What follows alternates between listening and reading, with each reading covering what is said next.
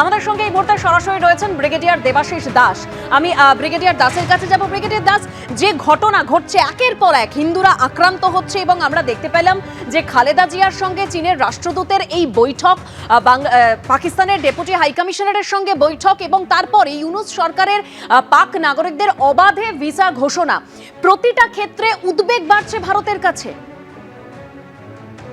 হ্যাঁ, ভারতবর্ষের ওপর বিদ্বেষ, পাকিস্তানের ওপর ঘনিষ্ঠতা এবং চীনের ওপর প্রীতি, এইটা বাংলাদেশের এখন দেখা যাচ্ছে।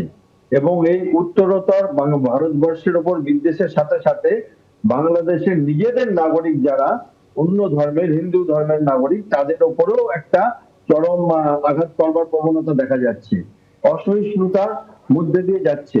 ভারতের উদ্বেগের থেকে বেশি আমাদের কষ্ট লাগছে এটা দেখতে যে এই ভারত বিদ্বেষটা এলো কোথা থেকে। কারণ 1971-এ যখন ইয়াহিয়া খানের সরকার ছিল তখন বাংলাদেশকে পূর্ব পাকিস্তান বলা হতো। তখন তো মুজিবুর রহমান 169টি ভোটে জিতেছিলেন, ওনার তো প্রধানমন্ত্রী হওয়ার কথা।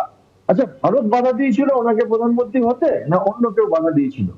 দ্বিতীয় কথা হচ্ছে যে বাংলাদেশের ভাষা যুদ্ধটা কেন হয়, কে বলেছিল উর্দু এবং একমাত্র উর্দুই হবে পাকিস্তানের ভাষা? তখন পাকিস্তান বলতে বাংলাদেশকে বোঝাতে হতো। আমি জিয়া, মোহাম্মদ জিয়ার কথার সময় বলছি। তো তখন কি করে এই ভাষা আন্দোলনটা হলো? তখনও কি ভারত বাগড়া দিয়েছিল? তো এরা ইতিহাস ভুলে গেছে।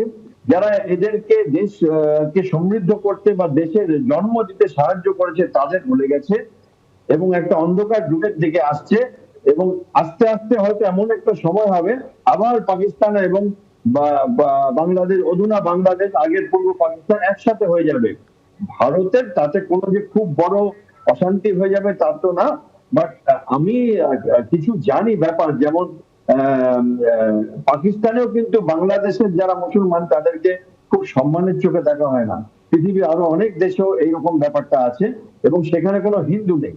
এবং এই ব্যাপারগুলো চিন্তা করতে হবে, কিন্তু বুদ্ধিজীবীরা বাংলাদেশে চুপ হয়ে গেছে এবং যারা এখন শাসন ক্ষমতায় আছে তারা চোখে ঠুলি পড়ে নিয়েছেন। কিভাবে আমি জানি না, এবং কি তাদের সমস্যাটা শেষ কোথায় হবে এটাও বুঝতে পারছি না। তাদের এন্ড স্টেট কি, তারা কি চায়? তারা কি চীনকে হ্যান্ড ওভার করে দিতে চায় বাংলাদেশ, বা পাকিস্তানের সাথে যুক্ত হয়ে যেতে চায়, না জাস্ট ভারতবর্ষের ওপর একটা রাগ প্রকাশ করতে চায়? ঠিক বুঝতে পারছি না। এই মুহূর্তে ভারতবর্ষের কিছু করণীয় নেই। পলিটিক্যালি করছে, রাজনৈতিক ভাবে করণীয়, ইকোনমিকলি অনেক কিছু করণীয়, সামরিক যখন দরকার হবে ভারতবর্ষ করবে। এই মুহূর্তে সেই পর্যন্ত আসেনি। ভারতবর্ষ তো দেখুন নিউক্লিয়ার পাওয়ার, পৃথিবীর চতুর্থ বৃহত্তম সামরিক দেশ। তো ভারতবর্ষ হট করে এখন কাউকে সামরিক শক্তি দেখাবে আমার মনে হয় না, উচিত না। এবং আমি ব্যক্তিগতভাবে সেটা সমর্থন করি না। আরো অনেক ভাবে বাংলাদেশকে বোঝানো উচিত যে তাদের বাস্তব কোথায় দাঁড়িয়ে আছে তারা জিওপলিটিক্যালি।